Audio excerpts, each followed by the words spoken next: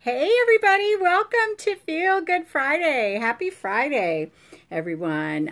So this is our Feel Good Friday, and we're doing the Mind Your Mind series, which is everyday neuroscience techniques to teach your brain to track for what it is you actually want. And that always comes down to a combination of teaching it to track for what you want and not teaching it to track for what you don't want. Right? So today we're going to talk about 3 types of thoughts that not only track your brain for what you don't want, but literally shrink your brain over time because they cause stress. If I haven't met you yet, I'm Leah Lund. I'm the creator of One Whole Health. And at One Whole Health, we teach women to change your brain and train your mind so that you can stop self-sabotaging, stop getting in your own way, and start self-oratizing. That's my new word. I made it up last week. Let me know what you think of it in the comments, okay? Just checking in to see who we have joining us. Okay, so here's the 3 thoughts. 3 thoughts. They're not the only 3, but 3 types of thoughts that literally tell your mind you want something that you don't want. But they also, on a physical level, break down your brain because these types of thoughts are perceived by the brain as stress. You've heard me say it before. The brain is an equal opportunity mechanism. It will take real stress, like your house is on fire or a car is coming over into your lane on the freeway or something like that. And they will take a thought or a perceived stress as exactly the same information, the brain will. And the brain will do its job, which is to put out cortisol and other stress chemicals that help you cope with that. The problem is sometimes it's just a thought, and so it's not a real danger, and your brain is still putting out that cortisol. And prolonged, elevated levels of cortisol do, number one, rob you of energy. They have been shown, high cortisol levels have been shown to trigger weight gain and contribute to weight gain. And eventually, if you keep going with elevated levels of high cortisol, you will start to have cell degeneration, and that includes neurocell degeneration. And so that means your brain is shrinking. So I'm going to teach you about these 3 types of thoughts so that this week, and as you head into the holidays especially, you can be hyper aware of when your mind goes to any kind of thought like this. So the first one is a qualifying thought.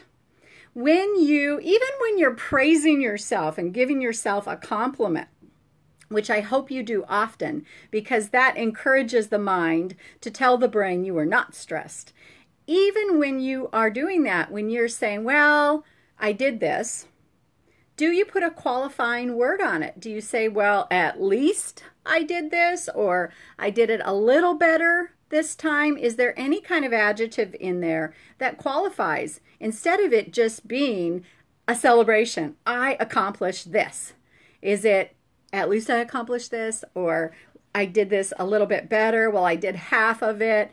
Is your perspective and your view on your celebration of your accomplishments qualifying in a way that is still stressful and telling the mind and the brain that you didn't actually accomplish what you wanted to fully? So the message there is celebrate your wins, celebrate them often, and celebrate them as an absolute win, no qualifying words. Okay?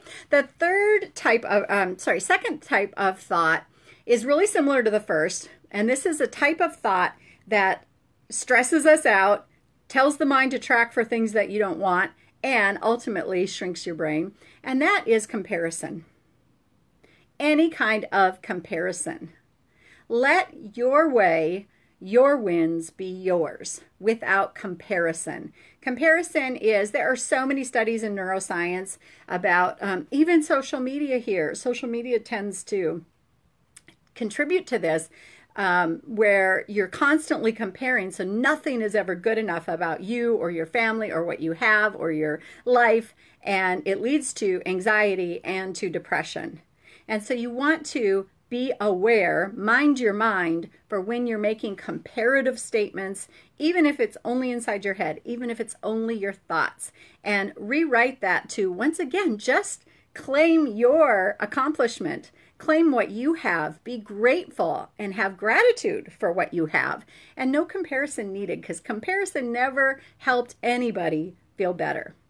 The third type of thought that can help you have your brain track for what you actually want is to practice not diminishing when you receive praise from somebody else. So we've talked about giving yourself praise and celebrating your wins.